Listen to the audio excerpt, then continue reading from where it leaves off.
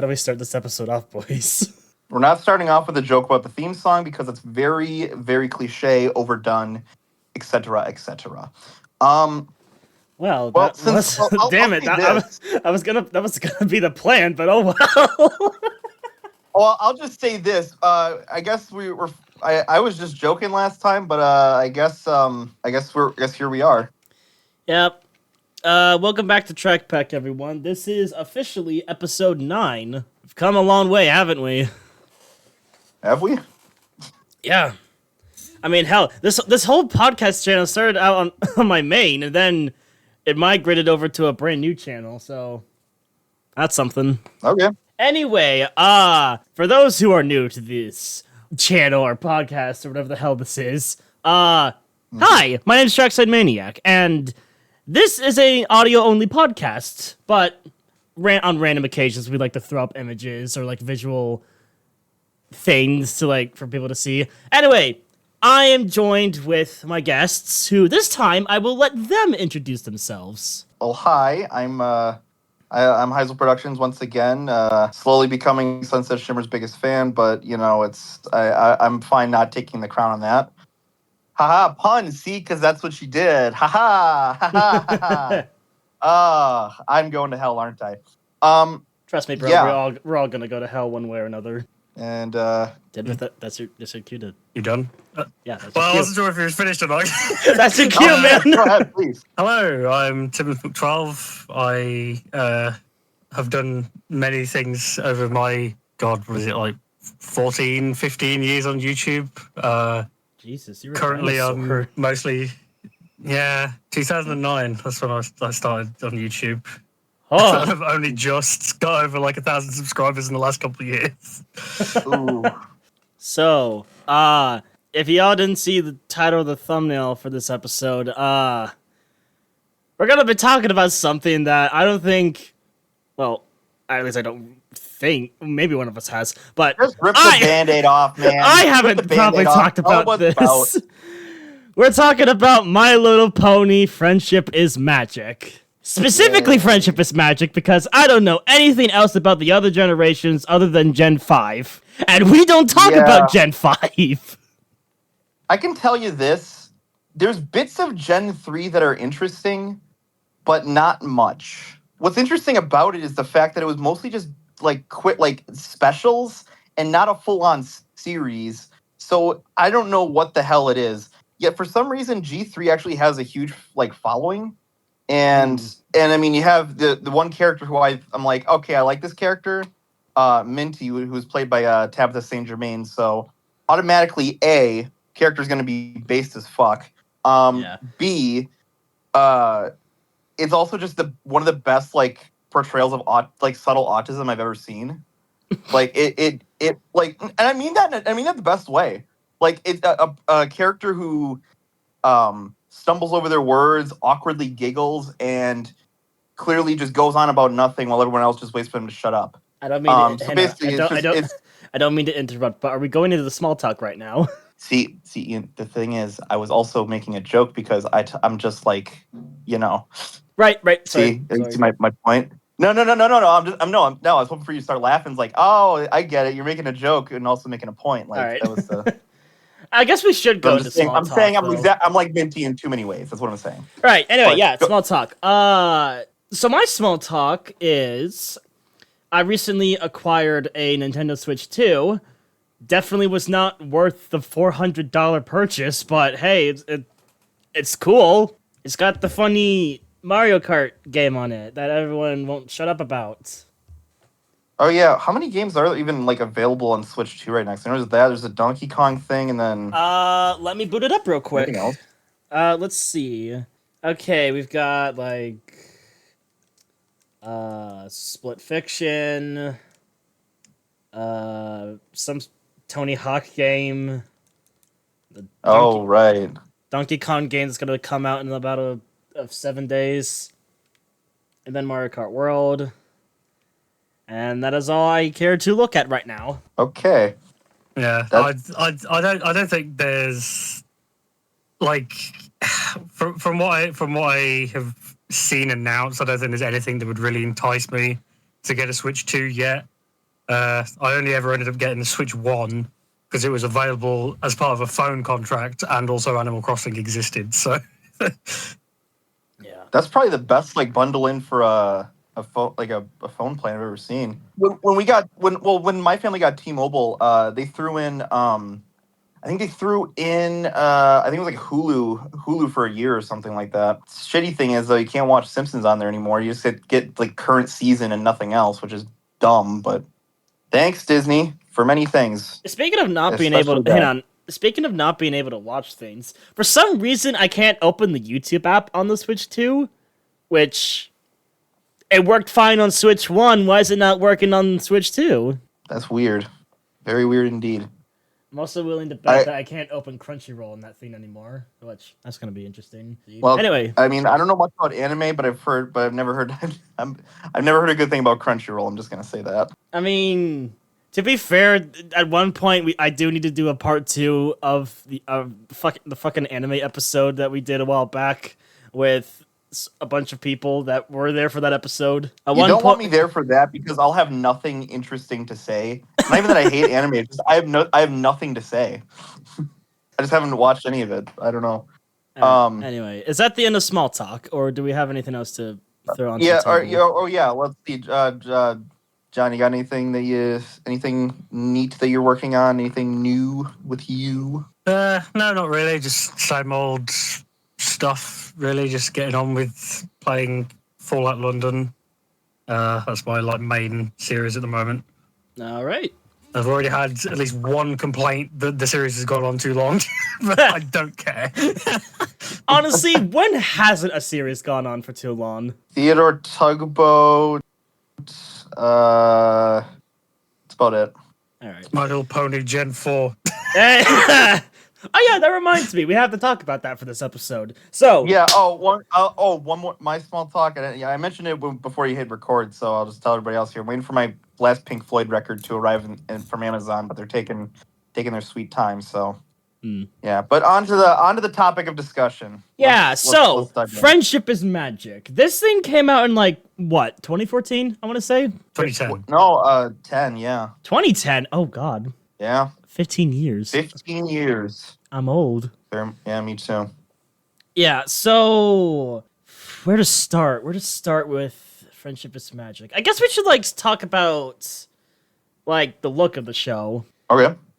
Right off the bat, I think this can be said for most of the generations, but I really like the art direction for Friendship is Magic.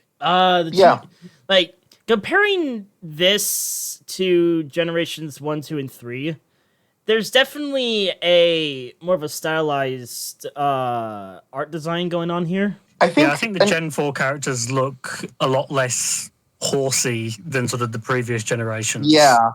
Well, that could be, and this is just me putting my tinfoil hat on here, but I look at this.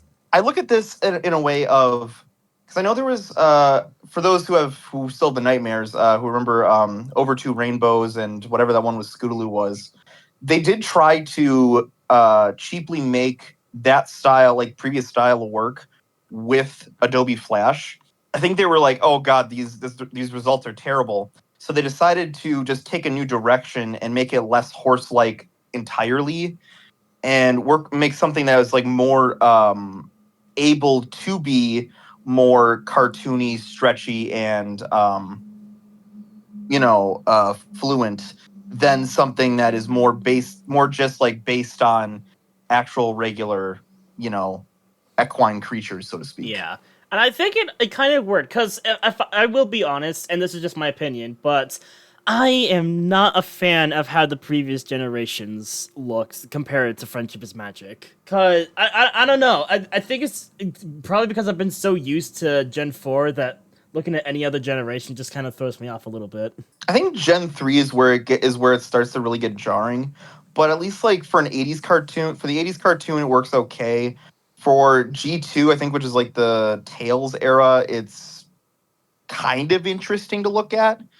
And then you got current Gen 5, which I give them credit for trying something new, But just because everything is moving into 3D animation didn't mean that they needed to. Yeah, Gen 5 confuses me because they seem to have like two completely different styles going on. Like they've got the 3D from the movies, but then they've also got a 2D version for like a series as well. Mm-hmm. But they're supposed to be like the same thing. I will say when Gen 5's like movie was first coming out, at first I didn't care for it at first, but after I watched it like at least 2 times because I couldn't be bothered to watch 3 times, it's okay. I will admit it's an okay movie. I haven't watched it personally. No, I have.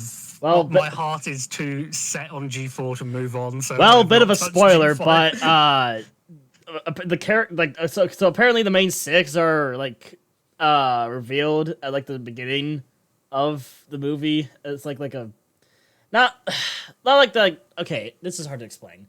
It's like a fantasy sequence. Is this? With all 6 of them? I was gonna say, are they trying to do? This is, if I'm not mistaken, this is the Star Trek Next Generation of this takes place like 30, 40 years later. Original characters are either long gone or green and retired, and this is now they're just like, oh yeah, I remember those people. They were like legends or some shit. Yeah. Anyways, now let's just do our own thing. Also, I remember seeing some concept art for this thing with like Twilight being just a regular Earth pony that's also an inventor. We'll throw up. I'll throw up. Original concept for G5. I'll throw up a photo of it right now for everyone to see. But yeah. Anyway, enough of Gen 5. We're talking about Gen 4. So, and since I've just brought them up, let's talk about the main 6. I forget what. I wonder. I wonder who John's favorite character is. I forget. John, like what character out of the main 6? What are they? Like the Elements of Harmony? Is that what they're called? Is that what their group name is? The main 6 is what they're called. Yeah, the but main 6. In the show, they're often referred to as the Elements of Harmony or something like that. They represent the elements of harmony. I'm on the fence as to whether they actually are actual manifestations of the elements or whether, whether they're just the Tree of Harmony seems to imply that Twilight's a manifestation of it. At least to me, that's what it implied. But I don't know. So I guess we should we should talk about the characters now. So we've got Twilight, Rainbow Dash, Fluttershy, Applejack, Rarity, and Pinkie Pie. And I want to start with Pinkie Pie real quick, because oh boy, I completely forgot how annoying Pinkie Pie actually was. Holy shit. Oh hey, Amazon's here. My record's arriving. Anyways, Oh. No, Okay. I'm sorry. Hey, random, just like Pinkie Pie. Pinkie is a very situational character where she can make or break an episode. When her randomness is used to drive a plot, it can be absolutely infuriating, like to an incredible degree. But when she's just used for a quick joke here and there, it can be good. Yeah. And sometimes when it's focused entirely on her, it can be good.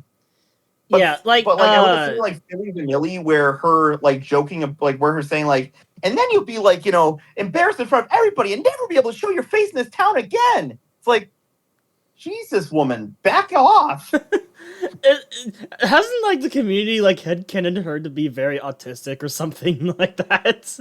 Or am I misremembering that? No, it's probably correct. Like I remember, I had to like rewatch a few episodes of Friendship's Magic to understand what the hell I've been missing. And I remember there's this one episode where Pinkie finds like this pool of water that's able to make duplicates of herself. So many Pinkie Pies, yep. Yeah, like I think like the plot of that is like Pinkie is like what is it? Like she can't hang out with her friends in 2 places, she's indecisive of where she wants to hang, of who she wants to hang with. So she decides to duplicate herself so she can make time for everybody. And correct me if I'm wrong, but like, does she like find out that she even finds herself to be annoying at times? And again, it's a fun episode. It's versions of herself, like the mirror versions of herself, were just like wanting to have fun constantly, whereas like even Pinkie Pie has an off switch and wants to take a break, but they just didn't. Right. It was ADD versus ADHD. Which, if you don't know, the H stands for hyperactive. So yeah. Let's keeping with Earth ponies. Let's talk about my second the second character I simp for, Applejack. The background pony. Yes, the background pony. I don't know. I don't know what it is, but I don't know what it is, but I both know someone who simps for her. But don't worry. Listen, I don't know what it is, but I have a thing for cowgirls. Apparently, that's fine. That's fine. Yeah, I don't know what it is with the merchandising people, because they seem to just really hate Applejack and Rarity for some reason. Like, there's so many like random little lines where one or both of them just get left out. Yeah. Right. Hey, you want? I was gonna say, I think Applejack gets it worse, especially because they're like, oh, she's supposed to have a hat. What? And they just don't give her iconic was it Stetson? Is that what they call it? They don't give her her iconic cap, which really she looks so incredibly wrong when doesn't have it in merchandise form. Yeah, even the Build-A-Bear plushie for Applejack. Like, if Build-A-Bear didn't already have a cowboy hat, she wouldn't have one. Wait, what do you mean there was a Build-A-Bear plushie of her? Oh, they did Build-A-Bear did a whole line of ponies. Oh my god, please tell me I could find one on eBay for a cheap price. eBay? The audio viewers aren't going to be able to see this. I'm telling you. Oh my god! Okay, I don't know if people can see it right now, but... Oh, well, I was going to show it on... Tell you what, John, take a picture. I was going to show it on screen for a quick second, but Thomas has a whole bunch of pony plushies in his room right now. John does. Sorry, John. My bad. Wrong person. Yeah, no, Ian. I only have one plush. All right, let's see. Who's in there? I think I saw Big Mac and Applejack. Correct me if I'm wrong. There was like a Derpy host in there. Two princesses, Derpy's in there, Vinyl's in there, Starlight and Trixie and Big Mac. Oh yeah, Starlight. We gotta talk about her later in this episode. I completely forgot. Oh yeah, we do. Anyway, yeah, Applejack. Okay. It's hard to explain, but I think when like figuring out who my favorite characters are in Friendship is Magic with the main six, like the list would go Fluttershy, Rainbow Dash, and Applejack. Well, I know my mum's favorite character is Applejack because, and I quote, she likes the hats. But she's got a hat. Yeah. Also, people love shipping Applejack and Rainbow Dash for some reason. Can't imagine why. I'll tell you why. I'll tell you exactly why. Because because for sure it's confirmed canon by the end of the show. Spoilers. Sorry. Oh yeah. No, I did watch the season 9 finale, don't worry. Also, yes, of course, they make the Rainbow Dash. Sorry, carry on. They make the Rainbow. I was gonna say, of course, they make the Rainbow mained character a lesbian. Who'd have thunk? Nice. I mean, it's kind of difficult to not be a lesbian in the MLP universe because 90% of the characters are female. Yeah, not to mention like I think. Or at least do people also like ship Trixie and Starlight as well? Of course. People, there's a love triangle between Trixie, Starlight, and Sunburst. Wait, who's Sunburst? Oh, I thought you were gonna say Twilight, in which case, yeah, I don't get that one because clearly, like.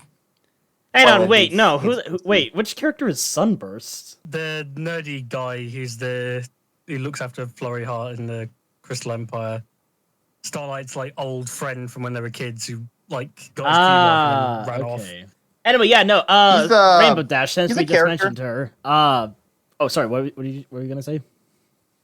I was just gonna say he's a character. See, here's the problem with Rainbow Dash. Rainbow Dash is the one character who I have to constantly keep like remembering. Oh, right, she's the element of loyalty, because I can count on many. I'd have to count on many hands the times that she's been disloyal to everybody.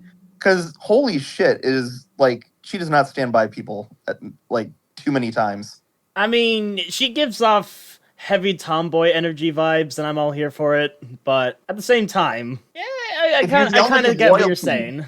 I think she is loyal, but she also has a tendency to be a bit self-centered and sort of like focusing on her own goals as well. So it's sort of maybe she's got like schizophrenia or something. Even so, Rainbow Dash, like her being so, like, I'm not saying that every character has to act completely within their thing at all time, because if you didn't, then you wouldn't have conflict, and without conflict, you wouldn't have an interesting show. I get that. That's fine, but even so, the conflict should be coming from the fact that they're too. Usually, the conflict of good episodes comes from the fact that they're too much in one way. Like, look, most of season 4 is where they test a lot of these things. Like, you look at Leap of Faith or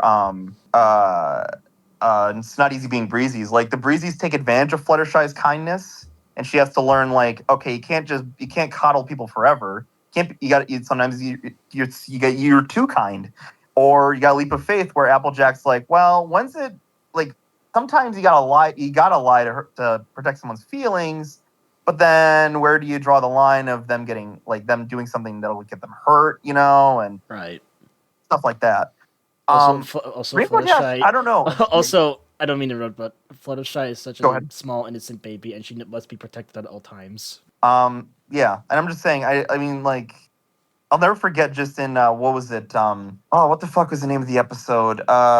John, help me out here. What's the episode with, where Discord, like, is, just fucking with Cadence and Twilight for an episode? What was that one called again? Oh, I know the exact episode you mean, but I can't think of the title of it. Yeah, I'm no help here, because I don't Three's a even know Crowd, what, Three's I a don't know Crowd. what episode you're Three's a Crowd. talking That's the episode. Three's a Oh. Crowd. Yeah, Right. in that episode, like, literally, Discord is sick, and Rainbow Dash just says, not it, and just bolts from the episode. Honestly, Like, element of loyalty, people. listen. I don't blame Rainbow, but like Discord is also kind of a crazy character that if you spend too much time with him, you're also probably gonna go insane. That much is true. At the same time, though, what the fuck?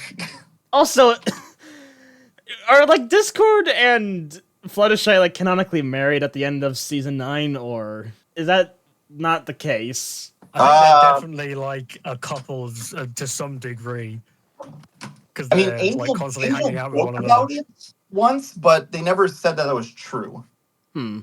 In the body swap episode where Angel's like, "Yep, it's me, Fluttershy. I absolutely adore animals, and at some point I'm gonna marry Discord." Just like out of some sort of, There was a because body fuck swap Angel. episode. Sorry, Angel sucks. Fuck him. He's the worst character. Wait, Moving on. wait. Okay, two things. One, who is Angel? And secondly, there was a body swap episode.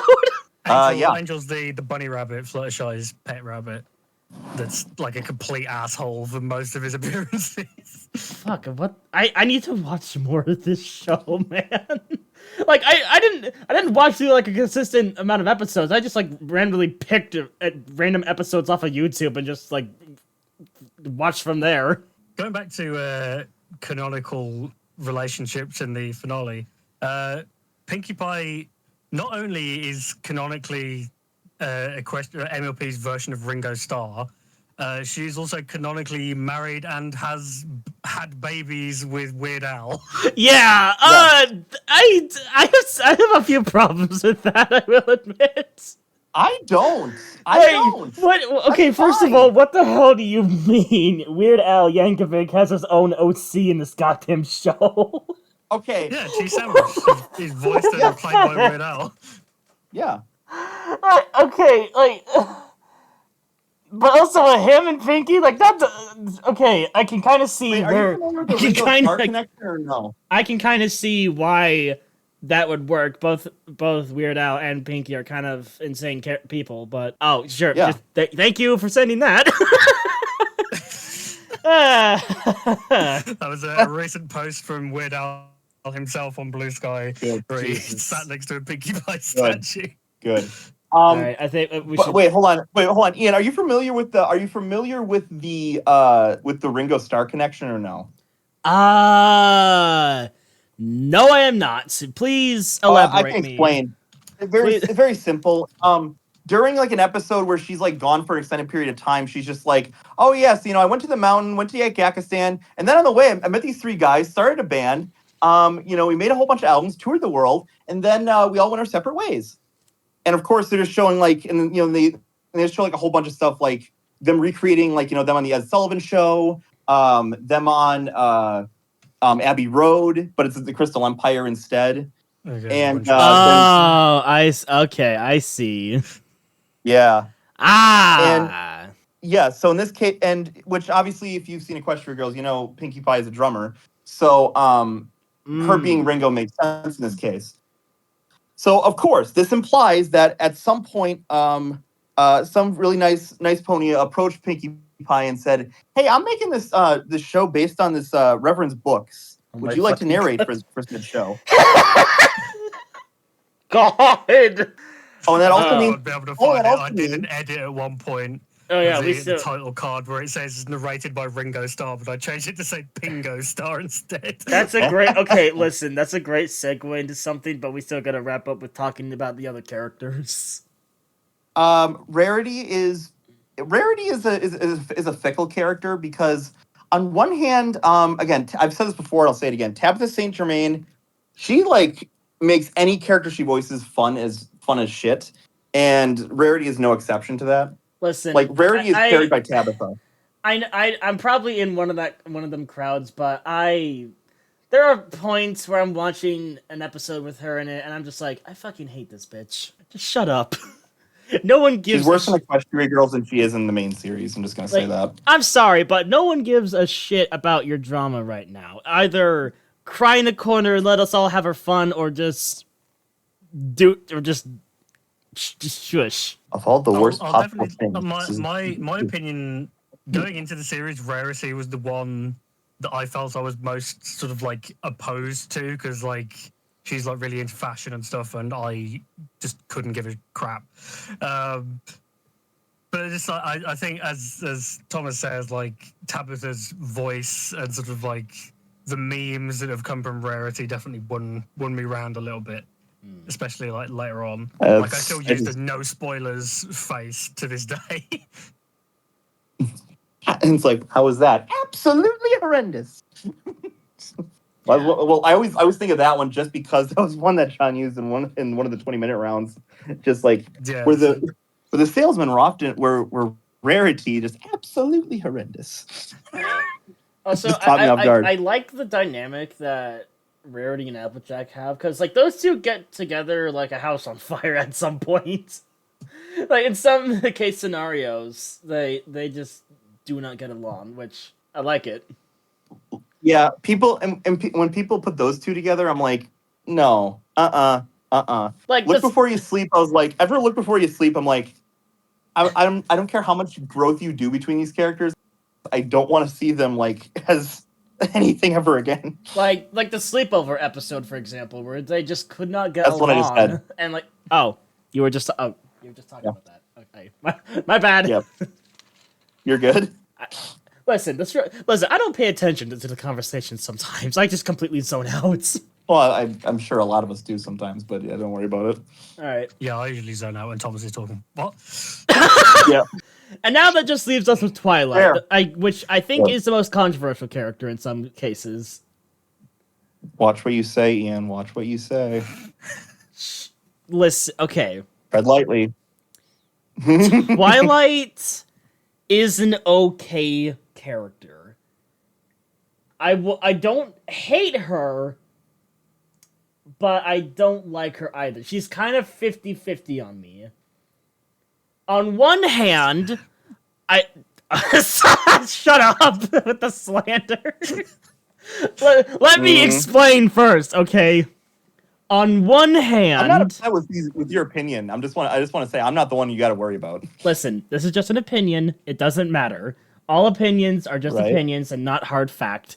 But on one hand, I love how like she goes completely mental over trying to like get a task done. Like that like she's like the one episode where she's trying to solve a friendship problem, but has to make one in order to fix it. Yeah, That- Lesson Zero is a fun episode. Like the whole time when she's just going completely insane and bonkers, I'm like, yeah, nobody can fix you. But on the other hand, I don't typically care for the smart ones. As in, like, the smart characters. Like, the characters who know what they're doing. But also, at the same time, kind of just, like, have... What's the word? There is a word, but I can't think of it.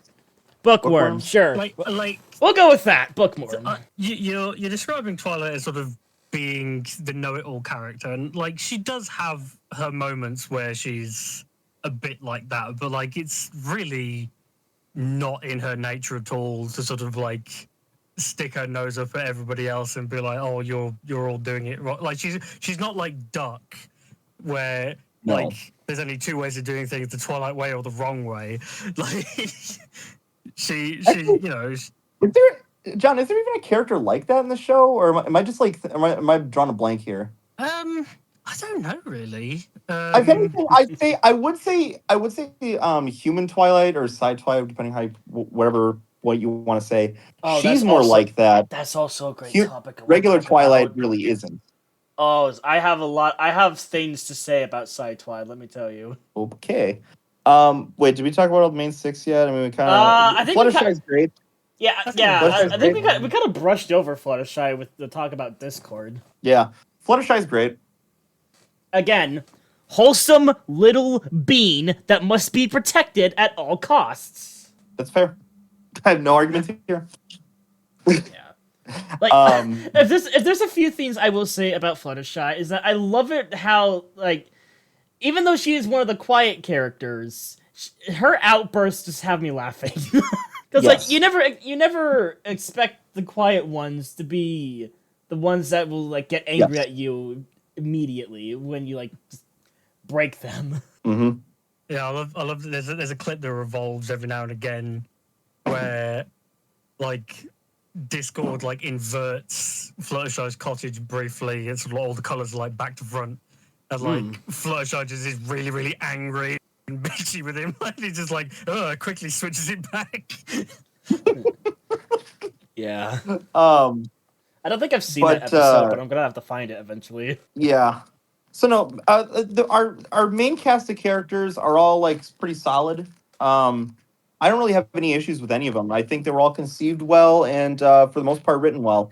As much for every issue I have with Rainbow Dash, I still think she's a great character and has awesome moments, no pun intended.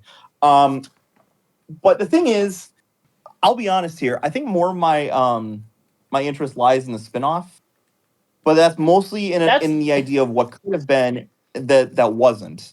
That is a great segue to talk about Equestria Girls, because holy shit, a lot of people woke up when this thing came out. Well, the whole thing is Equestria Girls was the whole reason I ever got into this franchise to begin with. Yeah. Like I've tried this before.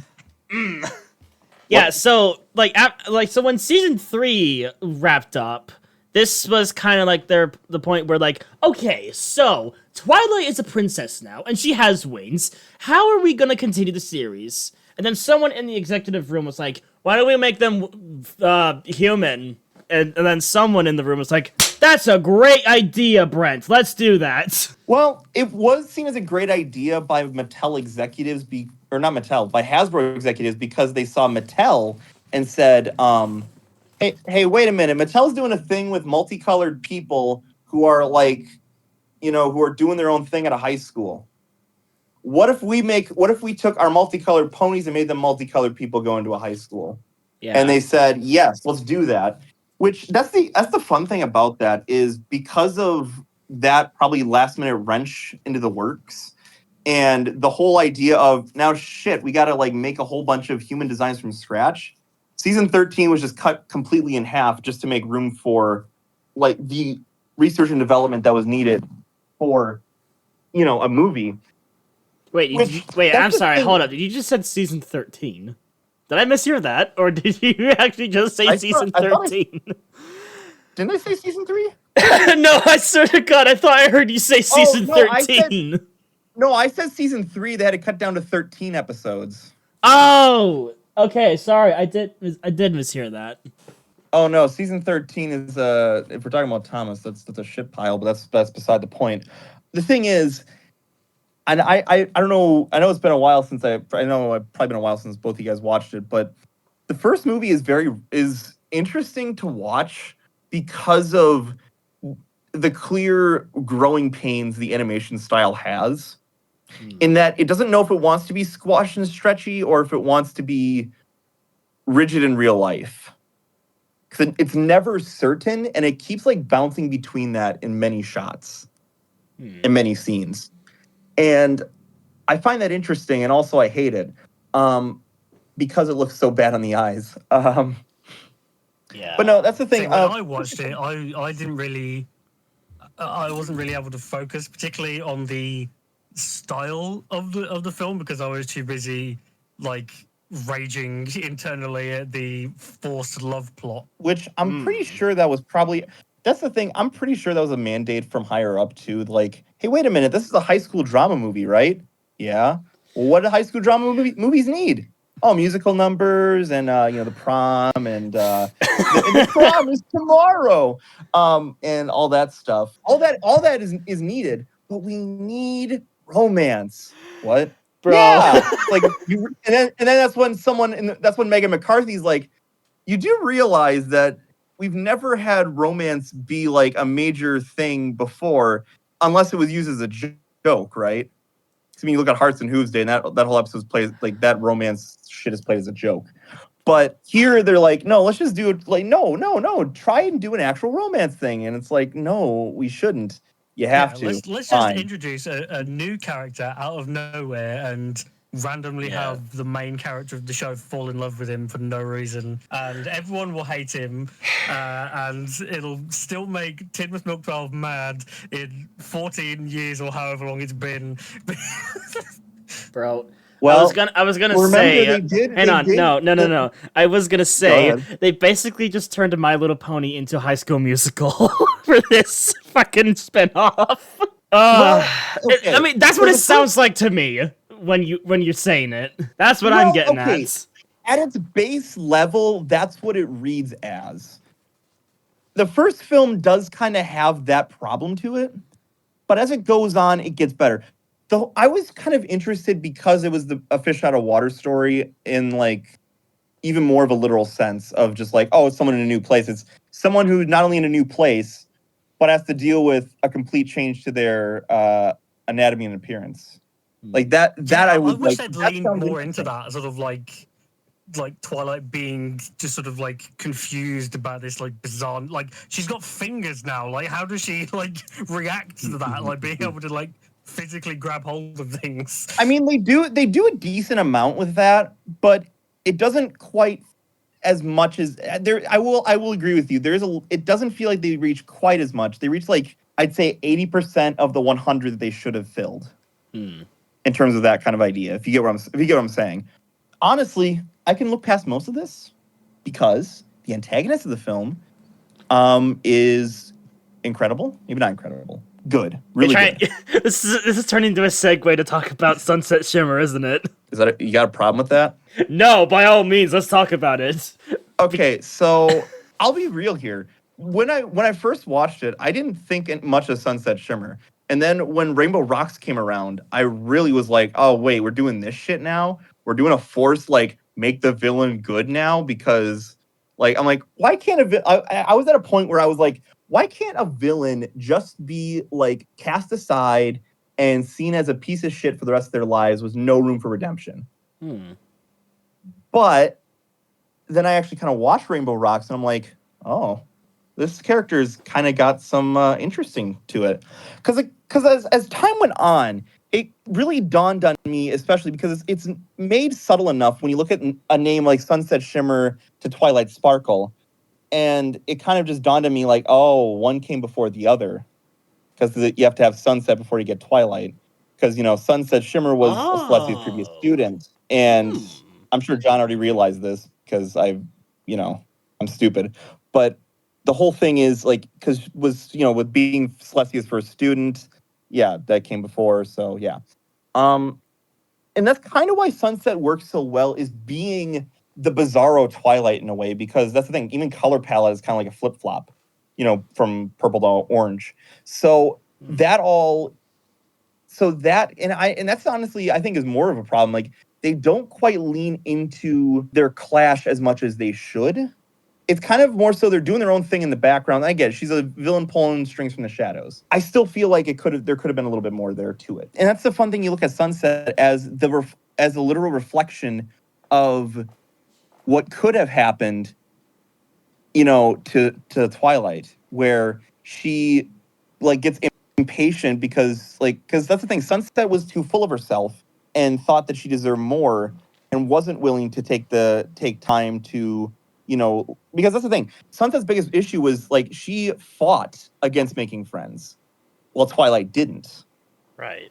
Thus, she Twilight abandoned. resisted it, but she came to realize in the end that it made more sense to have people to back you up.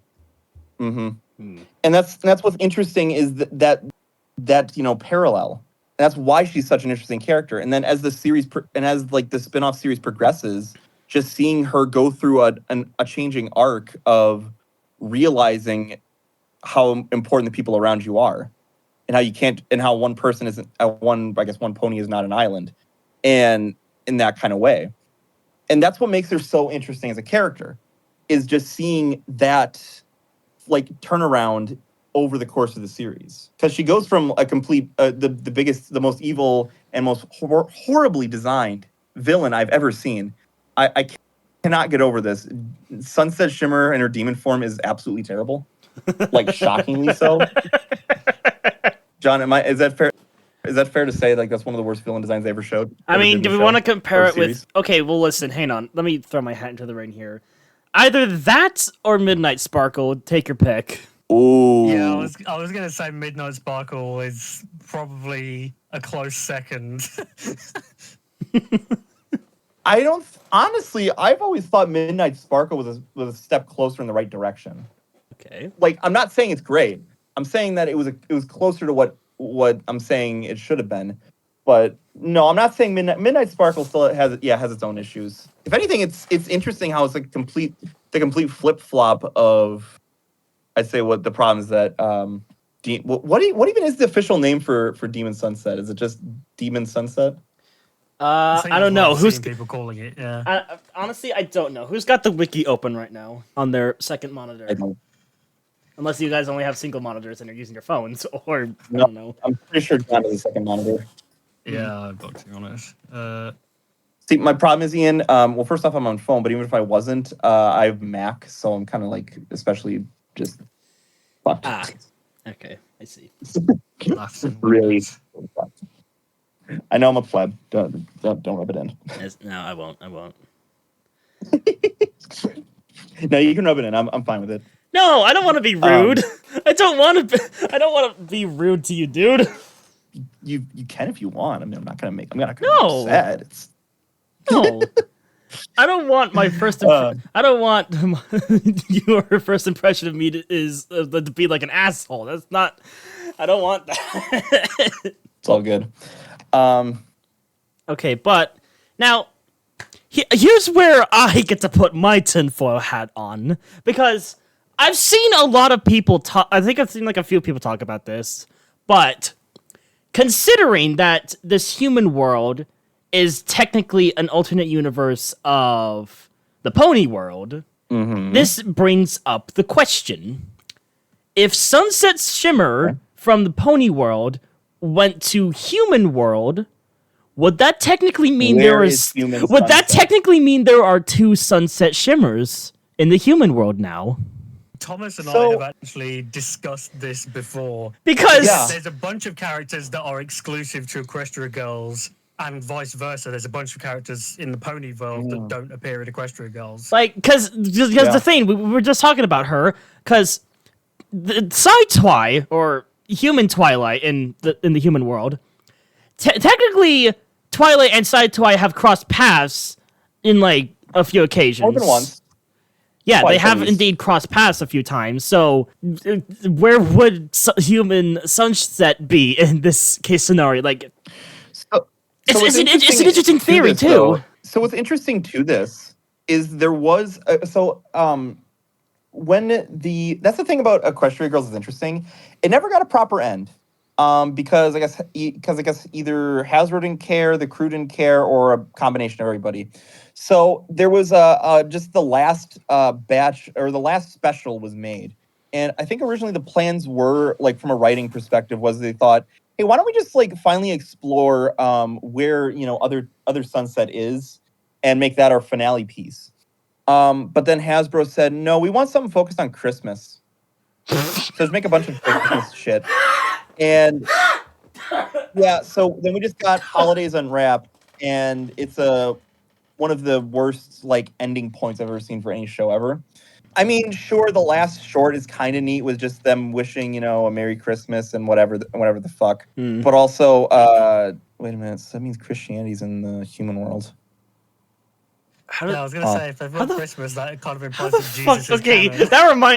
that brings up a question. What the fuck does Pony Jesus look like? Well, Pony Jesus doesn't exist because they don't celebrate Christmas, so there is no Pony Jesus.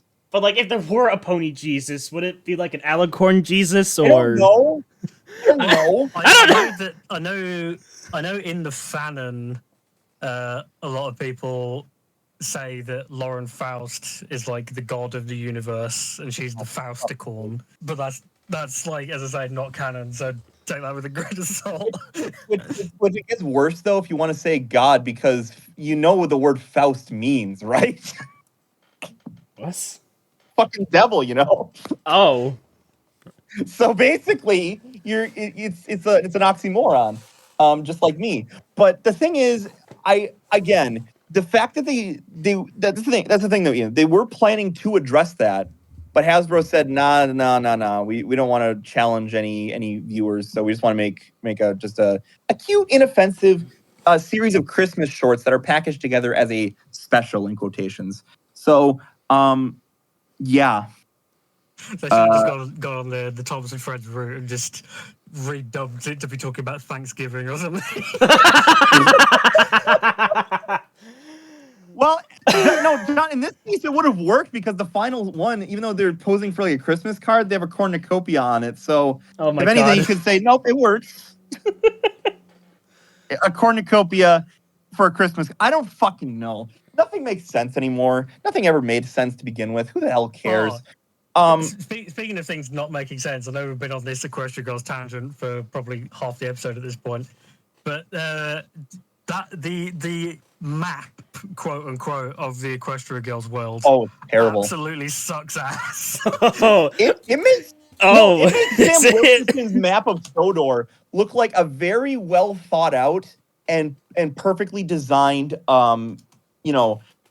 illustration. The official map of the city of the city of Canterlot, human Canterlot, it's incredible how it's designed. I swear to God, it's designed like it's the fucking like hub world. It's designed like it's fucking Liberty City from Grand Theft Auto 3. It's just a hub. It's just a small. It's just in an island, but not on an island. It's just in it, and there's just trees just blocking everywhere around it. So it's like, okay, well, this is just Everfree just surrounds it. Oh my God. That's it. It just encircles it. There's nothing beyond that. Like, who cares? Who the fuck cares? Also, speaking of things that don't make any goddamn sense with this franchise, I want to ask a very interesting question. So, okay. What exactly counts for like being sentient in the pony world? Because like, if you think about it, there are pony characters that are sentient, but then there's like other animal characters that are just animals. Yeah, that's the thing. Cows can communicate. Chickens can't. What I'm trying to say here is what can and cannot talk in this universe. Basically, I know that's what I'm saying. Cows can, because I know we meet Muriella and a whole bunch of other cow pun. Daisy Bell, Joe, whatever her name is. Yeah, Jezebel Spank Bottom, whatever. And then Wow, what? No, you can't just say that and not elaborate. Hold on. I was like, whose lines is it anyway joke. That's all it was. Oh. And so I was saying that, I mean, because cows are sometimes because cows are sentient, but chickens aren't, pigs aren't. Almost every other animal that Fluttershy has interacted with is not. I mean, it's established at least in the body swap that at least Angel has like actual full on thoughts, but he doesn't. But he can't speak, so who the fuck knows? It doesn't make any goddamn sense. But then here's the best part of it, though. You have the Diamond Dogs in Dog and Pony Show, who are, and that's the thing too. If we want to put out one more big Equestria Girls logic, so Dragon goes through the portal, becomes a dog. Right. Dogs go through the portal, and I guess their equivalents are humans, according to Player Piano. Honestly, I'm glad there's so many people on FIM fiction that have who have like made entire stories based on these like assumptions, because that shit's hilarious. Where they're like, hey, let's just send a whole bunch of dogs through the portal and see what happens from the human world, and then just Celestia writes back, why are there a whole bunch of dragons just attacking the fucking castle? I don't mean to interrupt, but Gianluca just posted in the group chat saying, "I'll join after you finish the recording." Damn it! Before we lie to him and say we finished. I mean, no. I don't think we should lie to him. That's gonna ruin. Okay. That's gonna ruin trust with him. Yeah. Okay. Anyways, but if you want to talk about like, okay, so, let's bring up this topic though, if you don't mind me just throwing a topic into the ring here. No, by all means, go ahead. So, do you guys? Okay, so I don't know how much you've watched Ian, but do either of you guys think there was a point where the show got bad and not as good as it used to be? Like, where did it hit its rut? That's a great question. Well, I can't think of any episodes because it's been a while since I've actually just sat down and watched through the entire series in one sitting. I will say my personal thoughts is that probably sort of season 6 onwards, it's sort of started feeling like the main 6 started like they needed to be the problem less, but like they continued making sort of what seemed like quite trivial friendship mistakes and like falling out with each other when like really like, girls, you've been through so much stuff at this point. How are you still screwing up this badly? Right, because there's a whole bunch of episodes that I don't understand how you could put it like this late in the game. Like, I'd say up until season 5 is where petty squabbles should not be had anymore. That's where like season 5 is where I draw the line of, where this stuff is acceptable anymore. I don't know why, but that's just where I draw it for myself. Yeah, like when they introduced the cutie map and they had them going out like in pairs to fix other ponies' problems. Right, because that implies the Tree of Harmony and like having clashing ideas on how to fix the particular problem. Right, because that's the way it looks like to me. Is like I interpret that as the Tree of Harmony has said, okay, y'all have learned enough. Now it's time for you guys to take what you learned and go help these other assholes who can't figure this shit out. Like that's what that always like meant to me. So when we get an episode like Secrets and Pies in season like what was it 7 or 8, like season 7 I think that was, where it turns out this whole time Rainbow Dash has hated Pie and has just been lying to Pinky to like, oh, I don't want to hurt your feelings, so I've just been throwing all your pies in the fucking trash. And well, okay, only some of them. Most of them, or force feeding to Tank, who literally cannot digest them, so he has to keep going to the vet to get his stomach pumped. Like, Jesus. Oh my god, okay. Oh, it's okay. Tank has a smile on his face when he swallows the thing whole, so it's not cruel. But no, Secrets and Pies is one that always fucking bugged me for that whole reason. And it's like, you could have just nipped this in the bud if you just said, actually, Pinky, if you're going to make me pies for all these random occasions, why don't you just make me cake instead? We'll just call it there. But whatever. Yeah. Random question. Or like have it be a different character. Random question. When was Starlight Glimmer introduced into the franchise again? Season 5. Ah, I see. So, see, the fun thing about Starlight Glimmer is unabashedly, she was made because somebody said, Man, we wrote a good character in Sunset, didn't we? Yeah, we did. So why don't we just copy and paste that over to the main series by introducing the same character again, but slightly different this time. Also, Okay. doesn't she share the same voice actress that Twilight has? No. Really? No, actually, funny. No, that's a funny thing. No. That's actually an interesting thing. So coincidentally, Kelly Sheridan, that's her name, right? Yes. Yeah. So Kelly Sheridan, whatever her name is, but that's Sunset, isn't it? No, Rebecca Soyshed is Sunset. So Kelly Sheridan, the fun thing about her is her resume is mostly packed because with the other direct-to-video stuff, in the Canadian area, because she for years was the voice of Barbie in those specials. Ugh. So we're not doing a Barbie. Okay, listen, we're not going to do a Barbie episode. Let me just say that right now. No. We're never doing a Barbie episode. I'm just saying it's interesting how she went from voicing a character in, Mattel's Cash Cow to a character in Hasbro's Cash Cow. Cash Pony. That's what I'm putting up. The correct term is Cash Pony. Yeah. Thank you very much. Sure. I could have said horse and just pissed everyone off, but whatever. Actually, yeah. How have we not made a beating the dead horse joke yet? That's surprising. Because they're not horses; they're ponies. Exactly. But speaking of things that will annoy people, I'm going to bring this up because it will annoy Thomas. Thomas apparently really hates the term "every pony." Yes, I do. And like similar phrases like that. Because let's just for example, there are ponies, there are dragons, there are hippogriffs, there are changelings, there are yaks, there are buffalo, bison, whatever. There's also mermaid ponies if you want to count the movie. The hippogriffs, yeah, the hippogriffs, yeah. hippogriffs, whatever. What's the last one? Oh, and he also got Zachary was a zebra. So that's at least 7 different races right there. Sorry, 8 griffins. So that's at least 8. That's at least 7 separate races from ponies. That we're just supposed to say, yeah, everyone just using the term any pony just makes sense. It's like, what the fuck? And then just to rub salt into the wound, they just further complicate things by saying any creature come season 8, which I'm like, oh, okay, just fuck you. Just fuck everything. I don't care. You can insert that clip from was it magic.mov where Spike's just saying, frankly, I don't see the point of that. Okay, hang on. I kind of glossed over it, or didn't really talk about it when we were on talking about Starlight, but oh yeah, I think Starlight. I think there's like a special, like a TV special where Starlight and Sunset met. Biggest wasted opportunity on the face of this entire planet. Listen. Don't get me wrong. I like the interactions that they have. Also, Starlight's human form, peak. I don't care for the beanie, but go on.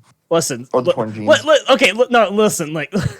Listen. Torn jeans are stupid. I don't get why people actually wear those. Human Starlight woke a couple people up. That's all I'm saying. Anyway, it is kind of disappointing that we only got like this one TV special with them together. I'm fine. I'm fine if it was just a one-time thing. There's nothing wrong with it being a one-time thing. My problem is that how they handled it. What they talk like. Okay, so you have them just like, hey, can you bring me over to the human world? Sure. Okay, these are my hands. These are my feet. Okay, I'm gonna walk real funny. Ha ha ha. Okay, quick joke. Then move on to the scene where it's like, oh, so what do you want to talk to Twilight about? Well, maybe I can talk to you about it. Okay. So should I be worried about things going wrong and danger?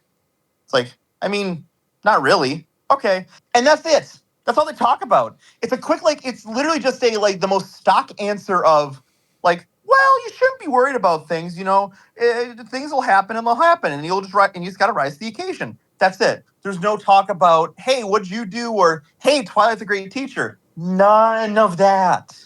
There's so much that you could do, but instead, it's 1/3 of a larger special, and that's shit. God, if we if we do a part 2 to this episode, we were just gonna focus entirely on Equestria Girls for the whole episode. No, we won't because we'll have talked about everything that I want to talk about, so don't worry. All right. But back to the main series though, and then in season 8 though, that's when I think a lot of things started to go south.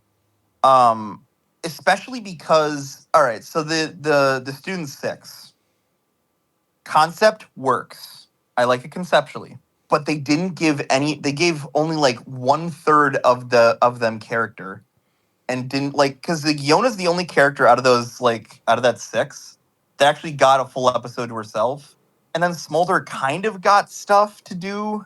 Yeah, I mean, Smolder's episodes were just tagging along with Spike and Ember, pretty much. yeah, What just I've seen. is literally just creating an older sister for Spike, which that's fine. I'm not saying that you can't do that. And if anything, I think Moltdown kind of makes that an interesting dynamic. But I also don't think that they gave them they tried to do a whole thing in was it Problems Down Below, or what was that episode called? No idea. I mean, You if know, it was the latter half of season 8, I won't have seen it. So. okay, that's fair. Because no, first half of season 8 is garbage, like straight up garbage. Well, because that's the thing about season 8 pushes it even further of having character regression, because you have episodes like non-compete clause where it's just retreading the same lessons learned in Fall Weather Friends, where Applejack and Rainbow Dash are just bickering with each other and just trying to see you as a bigger dick, because they're like, oh well, I want to. It's like, well, I want to be employed. I was like, well, I want to be teacher of the month. It's like, well, no, I'll be teacher of the month. I'll teach them this. Like, no, I'll teach the class this. And so they completely neglect the students, and they they tie themselves up in a fucking rope bridge because they're idiots. And then the students have to save their asses. And it's like, what are we doing here? Like, well, how did we write this? Am I getting upset over a children's show? I know I am. If you're getting, it's not the first time someone has gotten upset over a TV show. I mean, look at Thomas, for fuck's sake. Maybe it's just because I'm more critical because of when a show is right, it does it so right. Right. Do we want to talk about the time that the main 6 became superheroes? Oh yeah, Power Ponies. That's an episode. Yeah. I haven't seen it in a long while, so y'all gonna have to refresh my memory on what the hell happened in this episode. So Spike bought a comic. So off screen, Spike bought a comic book from an enchanted comic book store, because those are a thing. And then he gets to a page and it says, "Oh hey, so you got to fill in the blanks for us." And it's like, what does that mean? And then spell happens and they all get sucked into the book. And then they have to save the day, and then they get shoved out of the book, and then the book does the whole Poochie return to his home planet thing, and the comic book is gone. John, am I missing any important plot beats, or is that it?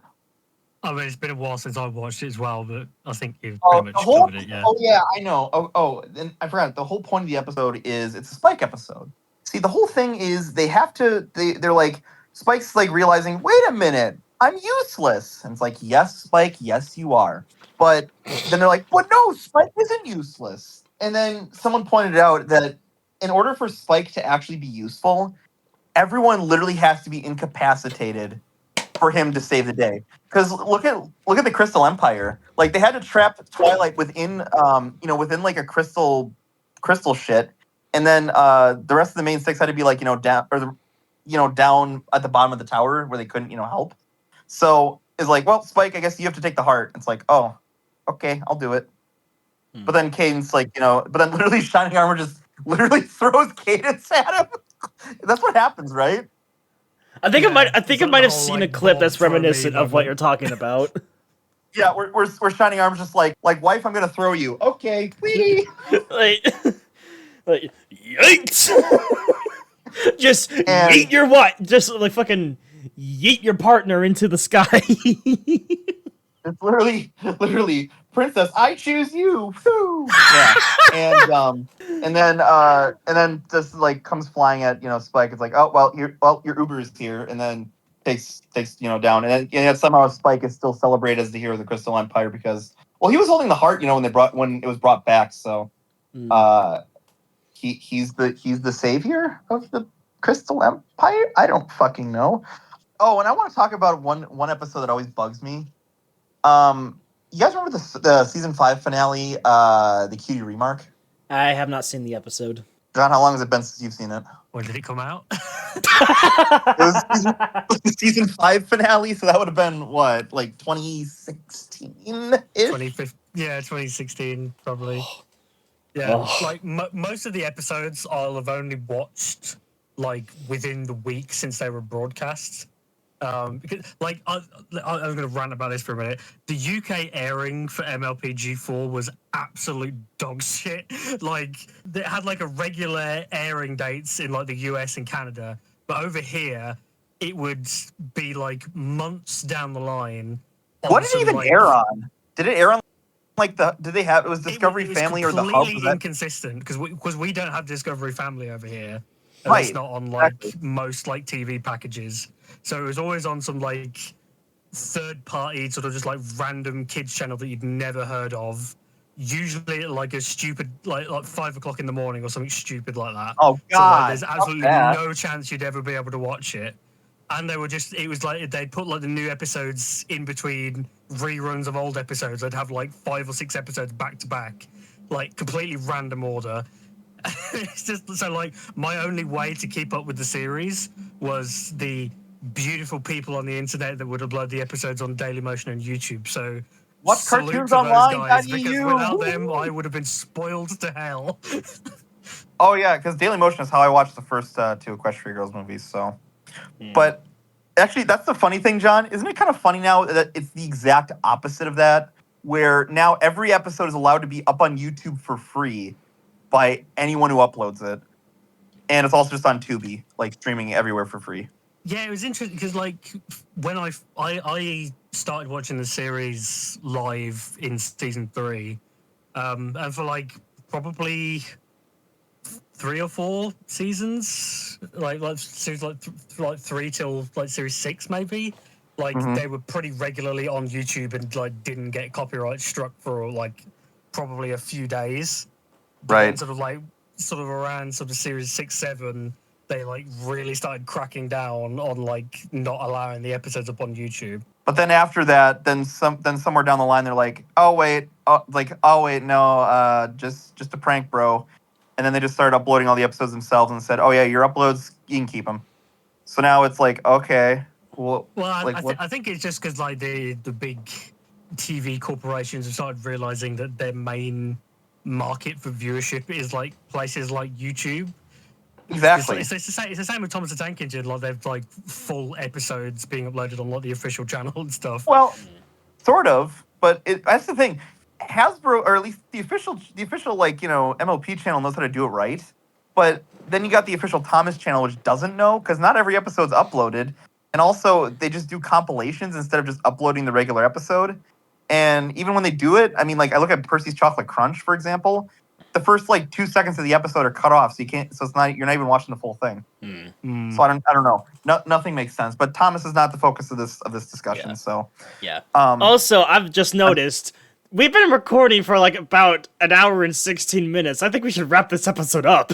okay. All right. Well, So let's keep going, wrap it 3-hour up and talk about episodes, one more let's thing. Oh, talk about Well, one more let's thing? just- All right. But let's talk about how the show wrapped up. Where do you guys stand in the finale? What do you think of it? Oh god, don't get me started. I thought it was pretty good. I thought it was pretty good. I know where John's issues on it stand, but aside from that issue, I know where his issues Yeah, stand. like I'm fine with it. It could have been worse, and I really hate these people that are campaigning and harassing people that worked on the show to get it unwritten and like written the way they wanted it.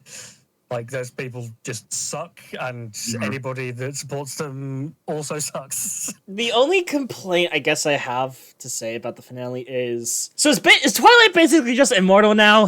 Well, apparently not, because she's dead by G5. So.